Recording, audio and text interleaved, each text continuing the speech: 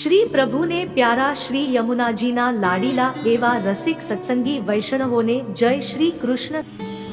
આ દુનિયાના અંદર જે પરિસ્થિતિનો સારી રીતે સામનો કરી શકે ને એ જ વ્યક્તિ એ વર્તમાનને સુંદર બનાવી શકે છે. પ્રશ્ન ત્યાં છે કે આપણે પરિસ્થિતિનો સામનો નથી કરી શકતા, કારણ કે આપણા મનના અંદર આપણને કેવલ સુખ જ જોઈએ છે, કેવલ આનંદ જ જોઈએ છે, એટલે વિપરીત પરિસ્થિતિને સ્વીકારી શકતા નથી. આ દુનિયાના અંદર સુખનો સ્વીકાર કરવાથી સુખ વધે છે અને દુઃખનો સ્વીકાર કરવાથી ઘટે છે દુઃખ. પણ આપણે અસ્વીકાર કરીએ છીએ સુખનો પણ ને દુઃખનો પણ. હંમેશા દુનિયાના અંદર દુઃખ અસ્વીકારવાથી જ આવે છે. જ્યાં મન અને બુદ્ધિ સાથે ભેગા મળીને બેસી જાય છે ને ત્યાં સુખ છે, પણ જ્યાં મન અને બુદ્ધિ વિપરીત ચાલે છે ને ત્યાં દુઃખ છે. ઘણી વાર તમારું મન કંઈક કહેતું હોય અને બુદ્ધિ કંઈક કહેતી હોય. મન કે છે મને આ જોઈએ છે, બુદ્ધિ કે છે તને આ નહીં મળે. મને આ જોઈએ છે અને મને આ નહીં મળે, આ બંને જ્યાં માઇનસ પ્લસનું જ્યાં ગ્રસણ થયું ત્યાં કન્ફ્યુઝન છે, ત્યાં જ અશાંતિ છે. પણ જ્યાં મન અને બુદ્ધિ એક સાથે લાગી જાય છે ને ત્યાં જ સુખ છે. પરિસ્થિતિનો સામનો, અને આ પરિસ્થિતિઓનો સામનો કરવા માટે તો શ્રી વલ્લભાચાર્યજી જેવા આચાર્યએ આટલો શ્રમ કરીને આટલા બધા સુંદર ગ્રંથોને પ્રગટ કરીને કે ભક્તિ માર્ગના અંદર જો તમારા અંદર આ જ્ઞાન હશે ને જગતનું, જીવનું, બ્રહ્મનું, તો જ તમે એમાં આગળ વધી શકશો. આ ધર્મશાસ્ત્ર શેના માટે છે? આ ધર્મ ગ્રંથો શેના માટે છે? શ્રી મહાપ્રભુજી ના ષોડશ ગ્રંથો શેના માટે છે? એ પ્રત્યેક ષોડશ ગ્રંથોના અંદર આપણા મનને કોન્સન્ટ્રેટ કર્યું છે.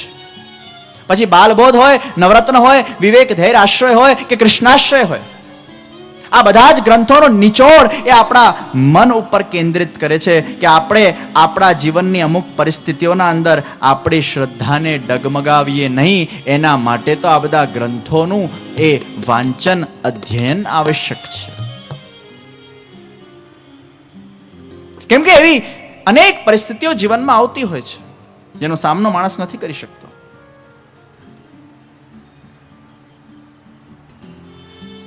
બુદ્ધિમાં વિવેક હોવું બહુ આવશ્યક છે. વિવેક એટલે શું કરવું અને શું ન કરવું એની સમજ, એ વિવેક. શું બોલવું, શું નહીં બોલવું એની સમજ, એ વિવેક. અને એ જ્ઞાનથી પ્રાપ્ત થાય છે. જ્ઞાન વગર એ વિવેક આવતું નથી, શ્રદ્ધા વગર એ વિવેક આવતું નથી. એકવાર એક રાજાએ એલાન કર્યું કે મારા રાજ્યમાં મારે બહુ બુદ્ધિશાળી મંત્રી મને જોઈએ છે. અને રાજાએ કીધું કે હું મારા રાજ્યનો મંત્રી એને જ બનાવીશ જે મારી પરીક્ષાના અંદર પાસ થશે. ગામમાંથી 5 બુદ્ધિશાળી લોકોને ભેગા કરવામાં આવ્યા. અને આ 5 બુદ્ધિશાળી લોકો ભેગા થઈને રાજાના દરબારમાં જ્યારે હાજર થયા ત્યારે રાજાએ કહ્યું છે કે કાલે હું તમારી પરીક્ષા લઈશ અને મારી પરીક્ષાના અંદર તમે પાસ થશો ને તો જ મારા રાજ્યના તમે મંત્રી પદને શોભાવશો.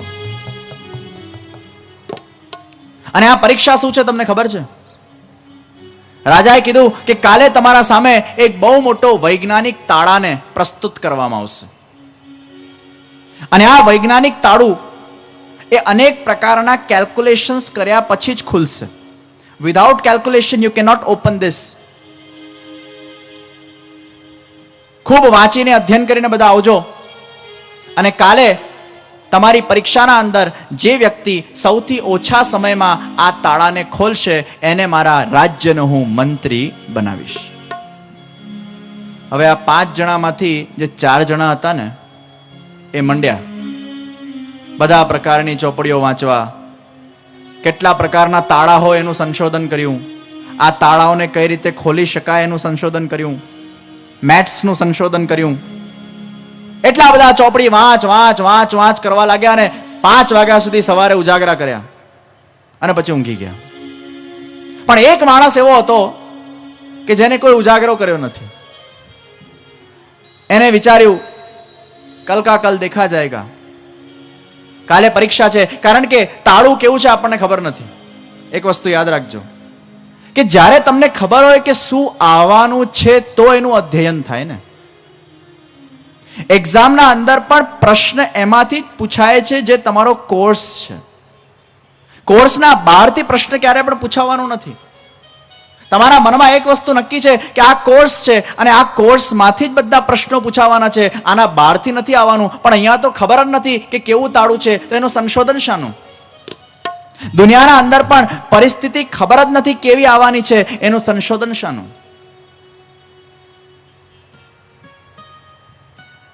ઊંઘી ગયા છે. સવારે ઉઠ્યા અને ઉઠીને આ 5 મહારથીઓ એ દરબારના અંદર હાજર થયા છે. મોટું તાળું મંગાવવામાં આવ્યું છે અને આ વિશાળ તાળાને જોઈને બધા એવા ગભરાઈ ગયા કે આ તાળાને તો ક્યારે ખોલશું, આ જન્મમાં તો ખોલવું અસંભવ લાગે છે.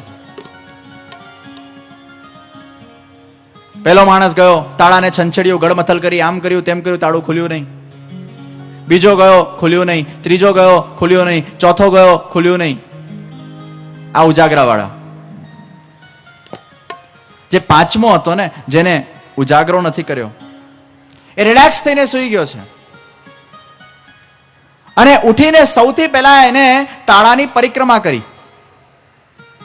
અને તાળાની જ્યારે એને પરિક્રમા કરી ત્યારે એને નોટિસ કર્યું કે તાળું તો પહેલાથી જ ખુલ્લું છે.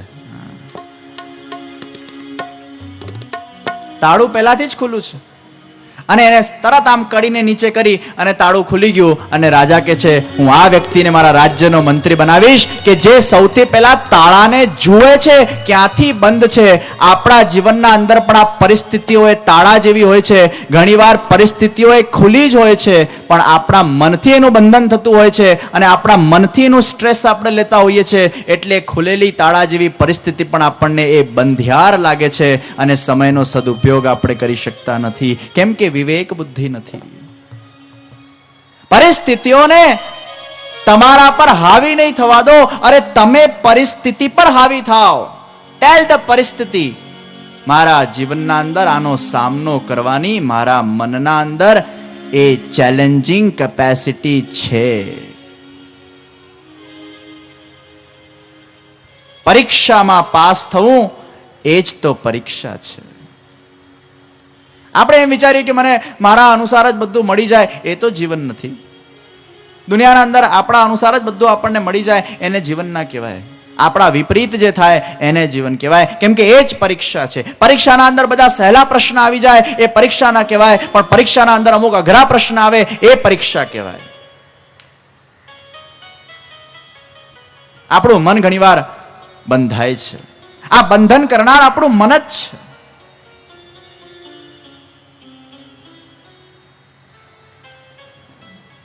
પણ જો આપણા મનમાં પરમાત્મા માટે વિવેક, ધૈર્ય અને આશ્રય હોય ને, એ અનેક પરિસ્થિતિઓને સામનો કરવાની તમારા અંદર સ્વીકાર વૃત્તિ આવે છે. એ સ્વીકાર વૃત્તિ ક્યારે આવશે? જ્યારે ધૈર્ય આવશે. હું સત્ય ઘટના કહું જે મારા જીવનના અંદર બનેલી છે. અને ભગવાને એક મારી પોતાની એક બહુ મોટી પરીક્ષા લીધી. અણધારી, જેની મારા સ્વપ્નમાં પણ મેં કદાચ કલ્પના નહીં કરી હોય, ऐसी परमात्मा ने मेरी खुद की परीक्षा ली. 2.5 વર્ષ પહેલા હું ગિરિરાજની પરિક્રમા કરવા ગયો હતો અને 3 કલાકમાં આખી પરિક્રમા પૂરી કરી. એના પરિણામ રૂપે મારા પગના અંદર કમ્પાર્ટમેન્ટ સિન્ડ્રોમ થઈ ગયું. અને આ કમ્પાર્ટમેન્ટ સિન્ડ્રોમ જ્યારે મારા પગમાં થયું, આખી મારી કોમન પેરોનિયલ નર્વ એ ડેમેજ થઈ ગઈ, જેનાથી પગની પ્લેન્ટર ફ્લેક્શનની મૂવમેન્ટ આવતી હોય. આખા પગમાં ફૂટ ડ્રોપ થઈ ગયું. આખી નર્વ મારી કચડાઈ ગઈ.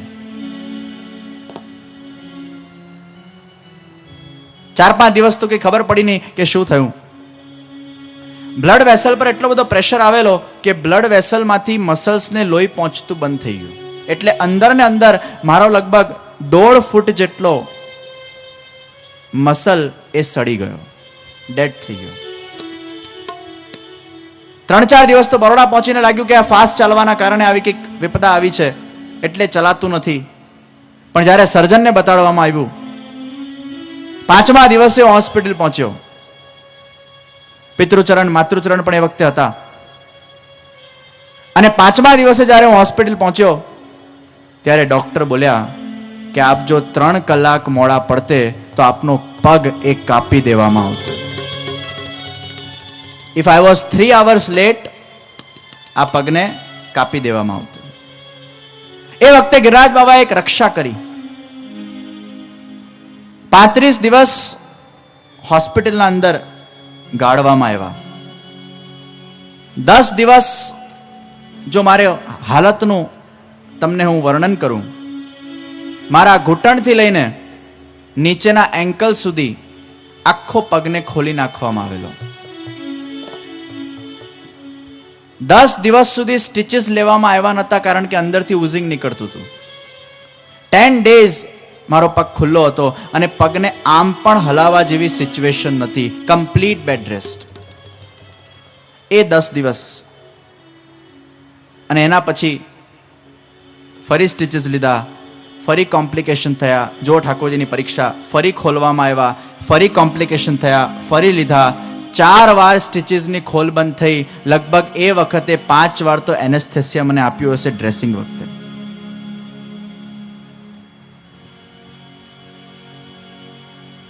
એ 35 દિવસ કમ્પ્લીટ બેડ રેસ્ટના અંદર જ્યારે ભોગવવામાં આવ્યા ત્યારે મને અંતર હૃદયથી અહેસાસ થયું કે ભગવાન આ જીવનની એક સૌથી મોટી પરીક્ષા લઈ રહ્યા છે. જો કદાચ મારા બુદ્ધિમાં વિવેક ન હોતે તો હું એમ વિચાર કરતે કે હું ગિરિરાજની પરિક્રમા કરવા ગયો ને એટલે ભગવાને મને આ દુઃખ આપ્યું, ભગવાન મારા સાથે અન્યાય કરે છે. જો કદાચ મારા બુદ્ધિમાં વિવેક ન હોતે તો મેં ભગવાનને દોષ દીધા હોતે. હું કઈ દુષ્કર્મ કરવા તો ગયો નહોતો, હું તો ગિરિરાજ બાબાના શરણે ગયો હતો અને ગિરિરાજજીએ 35 દિવસ મને ખાટલો આપ્યો. એ વખતે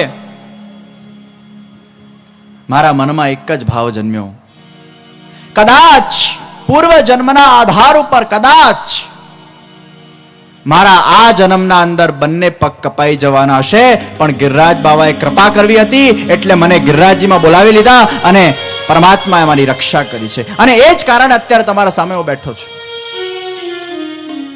એ ભાવ મનમાં જન્મ્યો કે આનાથી પણ અતિશય મોટી વિપદા મારા જીવનમાં આવવાની હોતે, પણ ગિરિરાજજીએ વિચાર કર્યું કે આ વ્રજરાજ કશે બીજે કશે જશે અને એનું બહુ મોટું ખરાબ કોઈક અહિત થવાની સંભાવનાઓ છે. તો ગિરિરાજજીએ મને પ્રેરણા કરી, ચલ તું મારા વ્રજમાં આવ, તું મારી પરિક્રમા કર અને તારું જે પણ દુઃખ છે ને એ એકદમ તલવારનો ઘા એ સોયના ઘાથી હું ટાળું છું. 35 દિવસનું દુઃખ મળ્યું પણ એ 35 દિવસે મારા 80 વર્ષ તો સુધારી દીધા ને. એ 35 દિવસે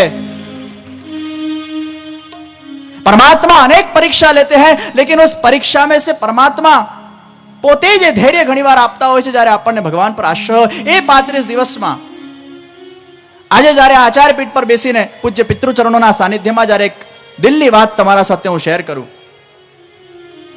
કે મારા જીવનના અંદર જો મારા પોતાના આત્માના સામે જો અમુક પ્રકારના જો પરિવર્તનો મેં પોતે જો જોયા હોય તો કદાચ એ 35 દિવસ જો મારા જીવનમાં ન આવત તો કદાચ આ વ્રજરાજ કુમારજી અહીંયા બેસીને તમારા સામે કથા નહીં કરતા હોતો. કથા કરવાની પ્રેરણા જ હોસ્પિટલમાં થઈ છે. એ વખતે આ શ્રીનાથજીના ચરિત્રનું વાંચન થયું, ચિંતન થયું. એ વખતે જ મારી આસ્થા હજી પ્રભુમાં વધી ગઈ. એ વખતે હું મેડિટેશન કરતો, મને હજી યાદ અમારા નાગદમન શ્રીનાથજી જે બરોડામાં પિતામહચરણના મસ્તકે બિરાજે છે, હું પિતૃચરણ પિતામહચરણ અમે બધા શ્રીનાથજીની ખૂબ ત્યાં જ્યારે જઈએ ત્યારે સેવા કરીએ. નાનપણથી પિતૃચરણો માતૃચરણોના એ સંસ્કાર હતા કે શ્રીનાથજીના ચનસ્પર્શ વગર ભોજન નહીં કરવું. એ વખતે હું એવો ભાવ કરતો કે શ્રીનાથજીના બંને ચરણારવિંદ મારા મસ્તક પર છે અને મારા એ ચિંતનના અંદર, એ મેડિટેશનના અંદર મને શ્રીનાથજીના ચરણારવિંદ ખરેખર સ્પષ્ટ રીતે અનુભવ થતા. હું એવો ભાવ કરતો કે આ બંને ચરણારવિંદમાંથી સારા વાઇબ્રેશન્સ મને મળી રહ્યા છે અને એ વાઇબ્રેશન્સ મારા અંદરના બધા જ રોગોને બહાર કાઢી રહ્યા છે, બધા ડિઝીઝને બહાર કાઢે છે, મારી નર્વ્સને પાછી જાગૃત કરે છે. ડોક્ટર પાસે જ્યારે પહેલી વાર ઓપરેશન થયું ને એ વખતે ડોક્ટર બોલેલા કે તમારા પગને હજી સારા થતા 1 થી 1.5 થી 2 વર્ષ થઈ જશે, કારણ કે નર્વ્સ એટલી બધી કચડાઈ ગઈ છે અને એનો કોઈ ભરોસો નથી, કદાચ આ જીવન પણ પગ લટકેલો રહે એની કોઈ ગેરંટી નથી. તમારે ઘણા બધા દિવસો સુધી હજી તો વોકર પર ચાલવું પડશે. પરંતુ શ્રીનાથજી બાવાનો ચમત્કાર જુઓ, એમની કૃપા તો જુઓ. 2 મહિનાના અંદર જ 2 મહિનાના ઓછા ગાળામાં ભગવત કૃપાથી મારા બંને પગ પર હું ચાલતો થઈ ગયો. એ વખતે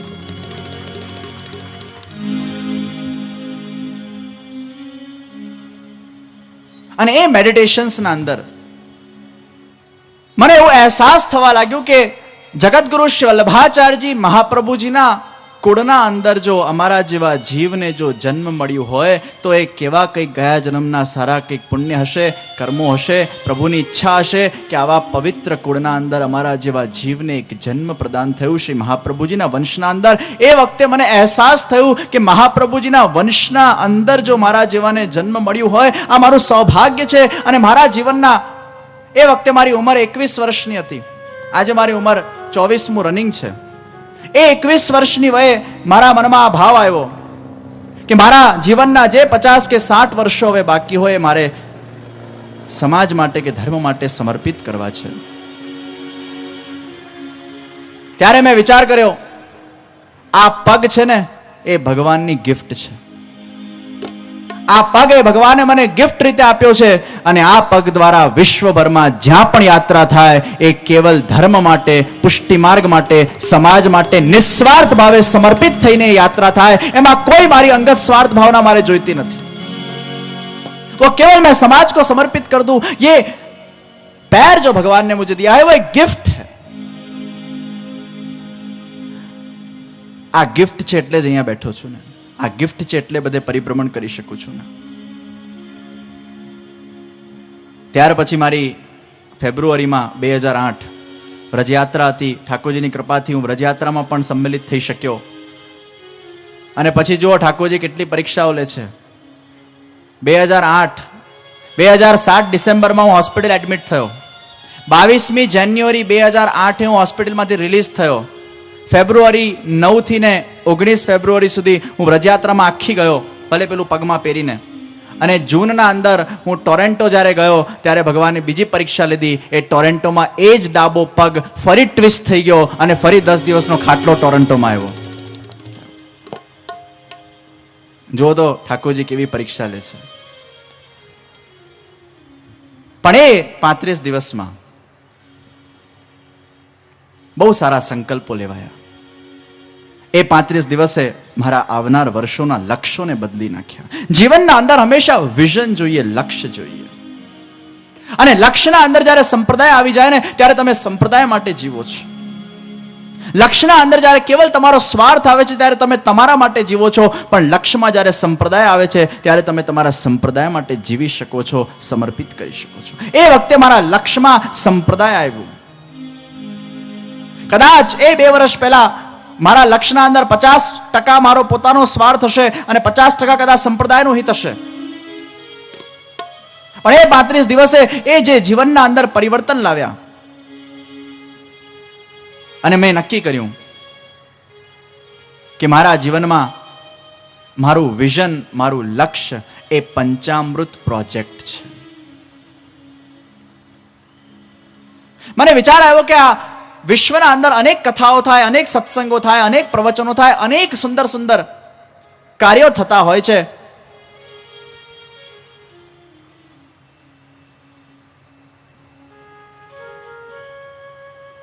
મારી ઈચ્છા થઈ કે ફેક્ટરીઓ તો ઘણી બધી હોય છે. શરીર માટે સુખ આપવા માટે ઘણી ફેક્ટરી હોય છે. તમે કોઈ પણ મને ફેક્ટરી બતાવો જે શરીરને સુખ ના આપતી હોય. બધી ફેક્ટરીનું ઉત્પાદન એ શરીરને સુખ આપવા થાય છે. એ વખતે ઈચ્છા જાગૃત થઈ, મારે આત્માઓને સુખ આપે એવી ફેક્ટરીઓ વિશ્વભરમાં ખોલવી છે. અને આત્માને સુખ આપે એવી ફેક્ટરી, એનું નામ છે પંચામૃત પ્રોજેક્ટ. અને આ પંચામૃત પ્રોજેક્ટ કઈ કન્સ્ટ્રક્શન નથી. આ પંચામૃત પ્રોજેક્ટ એટલે એ પંચામૃતના અંદર સૌથી પહેલું છે કથામૃત. મેં એ વખતે નક્કી કર્યું કે વિશ્વના ખૂણે ખૂણે શ્રીનાથ ચરિત્ર કે શ્રીમદ ભાગવત કથાઓના માધ્યમથી સૌથી પહેલા બીજારોપણ થાય. હંમેશા કથાથી બીજ રોપાય. કથામૃત કર્યા પછી એ સ્થળના અંદર વલ્લભ યુથ ઓર્ગેનાઇઝેશનની સ્થાપના કરવી, એક યુવાનો માટેની સંસ્થા. કારણ કે કથાઓ ઘણી બધી થઈ જતી હોય છે, પણ 4 દિવસ બહુ આનંદ આવ્યો, હો હા થયો, 4 દિન કી ચાંદની ફિર અંધેરી રાત. કથાઓ ઘણી થાય છે, આ 7 દિવસ ઘણો આનંદ લેવાય, પણ એના પછી આપણા યુવાનો માટે કયું કોન્ક્રીટ વર્ક થાય છે, આપણા સંપ્રદાયના અંદર પર કેવું થાય છે, કે હિન્દુ ધર્મના અંદર કેવું થાય છે. આજના યુવાનોને જે જ્ઞાન આપવાની જરૂર છે, જ્ઞાન એ લોકોને મળતું નથી, કારણ કે યુવાનો કથામાં આવતા નથી. માતા પિતા પણ પોતાના જીવનમાં વ્યસ્ત હોય છે. છોકરાઓની પરવરિશના અંદર ધર્મનું જ્ઞાન અપાતું નથી, અને મોટા થઈને એમનામાં હોતું નથી, એમના છોકરામાં આવતું નથી. અરે આગળનો વિચાર કરો, આખી જનરેશનો આપણી બગડી રહી છે. જરા થોડુંક તો વિચારો. કથામૃત એ પહેલું અમૃત છે. સેકન્ડ, વલ્લભ યુથ ઓર્ગેનાઇઝેશનને સ્ટાર્ટ કરવું. આ વલ્લભ યુથ ઓર્ગેનાઇઝેશનનો વિચાર પણ દ્રઢતાથી જો આવ્યો હોય તો હોસ્પિટલમાં આવ્યો છે. પહેલા હતો યુવા સંગઠનો, બાલ સંગઠનો, યુવાનો માટે કરવાની ઈચ્છા હતી, પણ ફોર્મનેસ હોસ્પિટલમાં આવી. તમે લોકો જોયું છે રોટરી ક્લબ ને લાયન્સ ક્લબ, વિશ્વભરમાં 180 કન્ટ્રીઝમાં એની શાખાઓ હોય. કમ્યુનિટી ડેવલપમેન્ટના લક્ષ્યથી કાર્યો કરે, લોકો ભેગા થાય, એક આખું સંગઠન થાય. મને વિચાર આવ્યો કે યુવાનોને શું સત્સંગના માધ્યમથી આકર્ષિત કરી શકાય? ઇમ્પોસિબલ. આજનો કોઈ યુવાનને સત્સંગમાં રસ નથી. આ કટુ સત્ય છે અને દેખાય છે. કેટલા યુવાનો છે કથા મંડપમાં? જરા હાથ ઊંચા કરે તો એ સારા છે. આજના યુવાનોને સત્સંગમાં રસ નથી, પણ આજના યુવાનોને છે ને કદાચ મનોરંજનમાં રસ છે. એ વખતે નક્કી કર્યું કે મનોરંજનના માધ્યમથી શરૂઆતમાં યુવાનોને એકત્ર કરવામાં આવે, ભેગા કરવામાં આવે. હંમેશા જ્યારે વિખરાયેલા મોતી હોય ને, એમને પહેલા ભેગા કરીને માળા બનાવવામાં આવે, પછી જે માળા પર પ્રભુને ધરાવવામાં આવે. આપણા યુવાનો અત્યારે વિખરાઈ ગયેલા છે. મારી ઈચ્છા છે કે મનોરંજનના માધ્યમથી, સ્પિરિચ્યુઅલ મનોરંજનના માધ્યમથી આ વિખરાયેલા યુવાનોના જે મોતી છે એમને ભેગા કરીને એક માળા બનાવવામાં આવે ને પછી એમને સત્સંગમાં ડુબાડવામાં આવશે. તો સંગઠન હશે તો સત્સંગ સતત થઈ જશે. પહેલા તમે સત્સંગ પીરસશો તો એ યુવાનો દૂર ભાગી જશે કે આ તો બધું બોરિંગ છે, આમાં અમને ઇન્ટરેસ્ટ નથી. પહેલા યુવાનોને એમનો ઇન્ટરેસ્ટ બતાડો કે આ યુવાનોની સંસ્થામાં તું જોડાશે, તને કેટલા બધા લોકો મળશે, કેટલા બધા તારા ફ્રેન્ડ્સ બનશે, કેટલું મોટું ગ્રુપ મળશે, કેટલું મોટું એક્સપોઝર મળશે. વાહ, અહીંયા તો બહુ સારા સારા લોકો મળે છે, બહુ બધા યુવાનો મળે છે, બહુ સારું ગ્રુપ છે. એનો ઇન્ટરેસ્ટ બતાડો. અને એનો ઇન્ટરેસ્ટ જ્યારે ડેવલપ થશે ને, 10 જણાના સારા સંઘમાં આવશે ને, એના અંદર પરિવર્તન આવશે. પહેલે મનોરંજન ચાહીએ. તો વલ્લભ યુથ ઓર્ગેનાઇઝેશનના માધ્યમથી પહેલા બીજું અમૃત, મનોરંજન સાથે સત્સંગ કરવામાં આવે. કાંદીવલીમાં મને કહેતા આનંદ થાય છે, આ વાત નીકળી તો કહું કે પિતૃચરણની આજ્ઞાથી કાલે કાંદીવલીના અંદર આપણે ભવ્ય રીતે આ વલ્લભ યુથ ઓર્ગેનાઇઝેશનનું અહીંયા ઉદ્ઘાટન કરવાના છે.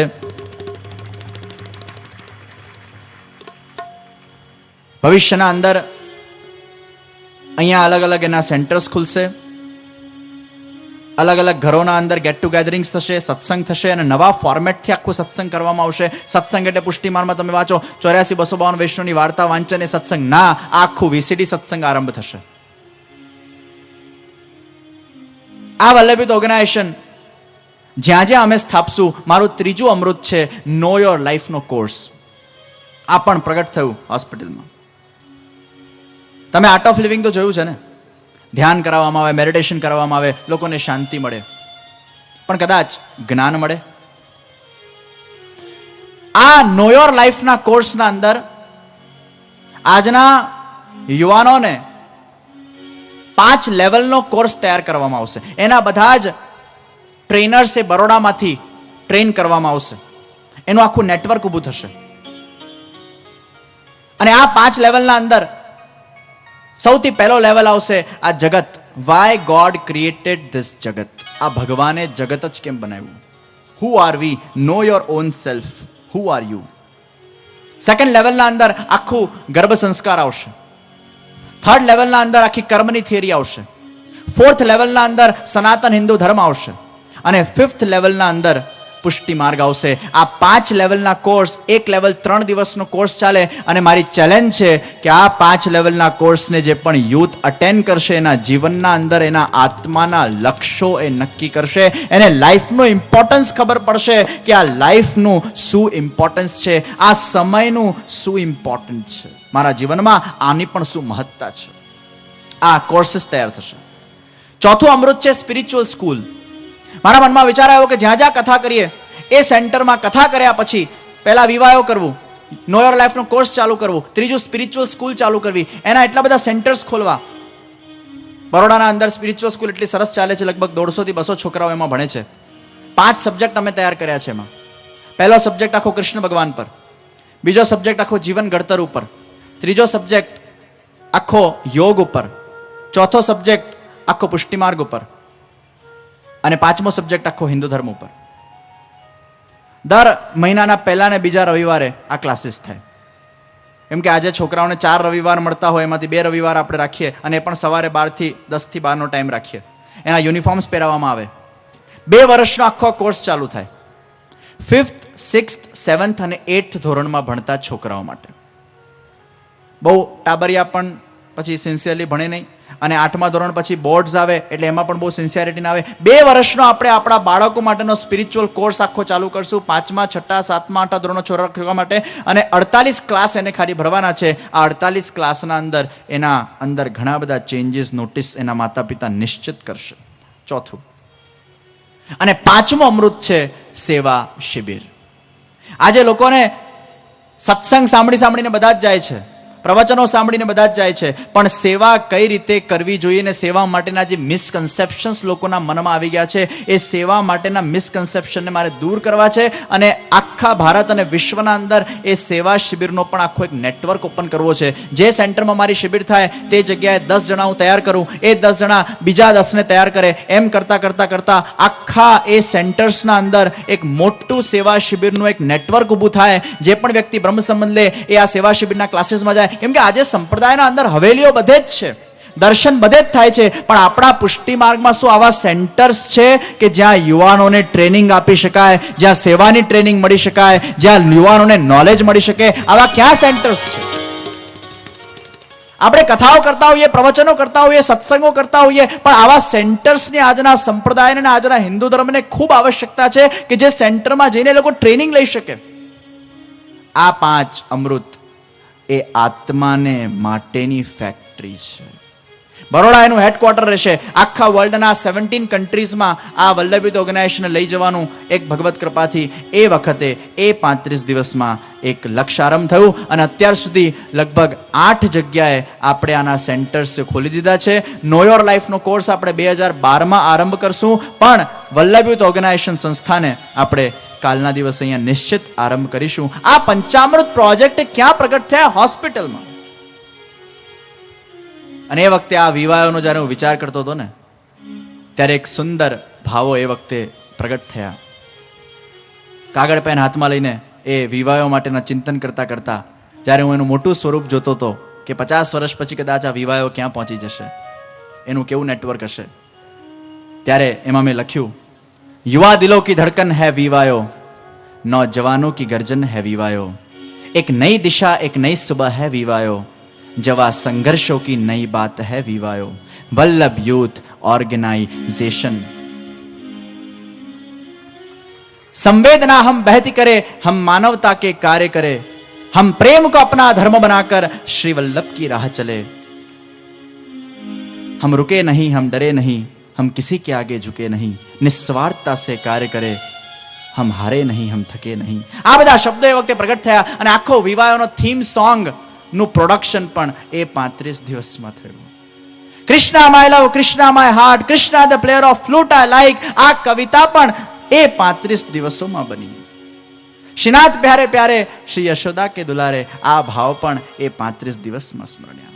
આજે જ્યારે એ ફ્લેશબેકમાં હું ચિંતન કરું કે ये 35 दिन ने मेरे जीवन के अंदर कितना बड़ा डिफरेंस ला दिया. હવે વિચાર કરો, એ ભગવાને મને દુઃખ આપ્યું કે ભગવાને સુખ આપ્યું? જીવનમાં જે થાય છે એમાં આપણું હિત હોય છે. જીવનમાં જે થાય છે એ ભગવાન આપણા પાસે કઈ સારું કરાવવા માંગે છે. એ અહેસાસ એ વખતે મારા જીવનના અંદર મેં અનુભવ્યો અને અનુભવીને તમને કહું છું. उस वक्त उसको मैंने अनुभूत किया. પરમાત્મા ક્યારે પણ આપણું અહિત વિચારતો નથી. અને આજના યુવાનોમાં આ સંસ્કારને નાખવાની આવશ્યકતા છે કે તમારા જીવનમાં પરમાત્મા હંમેશા તમારા સાથે છે. वो कभी भी तुम्हारा अहित नहीं करेगा, कभी भी तुम्हारा बिगाड़ेगा नहीं. તો તમે પરિસ્થિતિને સ્વીકારશો. જો પરમાત્માએ મારા સાથે બગાડ્યું, મારું પ્રારબ્ધ ખરાબ છે, મારું લક ખરાબ છે, હું જ અનલકી છું, મને જ અસફળતા મળે છે, મને જ દુઃખ મળે છે, જો આવા વિચારો કરશો તમે વર્તમાનને ડુબાડો છો. વર્તમાનને સવારવાનું છે. અરે जिंदगी जख्मों से भरी है, वक्त को मलहम बनाना सीख लो. जिंदगी जख्मों से भरी है, वक्त को मलहम बनाना सीख लो. अरे हारना तो है ही एक दिन मौत के सामने, फिलहाल जिंदगी से जीतना सीख लो. फिलहाल जिंदगी से जीतना सीख लो. આ સમયમાં જીતવાનું શીખીએ ને તો અનેક ચેલેન્જીસને સ્વીકાર કરવાની માણસના અંદર એક કોન્ફિડન્સ જાગૃત થાય છે. પરમાત્માની શરણાગતિથી જ મનુષ્યનું મન એ કોન્ફિડન્ટ બને છે, રિલેક્સ બને છે. બીકોઝ એ કોઈના આશ્રિત છે. માથા ઉપર જ્યારે છત્રી હોય ને ત્યારે આપણને શાંતિ મળે છે કે આ છાંટો મને પહોંચી શકતો નથી, કારણ કે છત્રી છે એ માથા ઉપર જ્યારે પરમાત્માનો આશ્રય રૂપી છત્રી હોય ત્યારે પણ આપણને શ્રદ્ધા છે કે પરમાત્મા કોઈ પણ છાંટો એ મારા જીવનને બગાડવાનો નથી.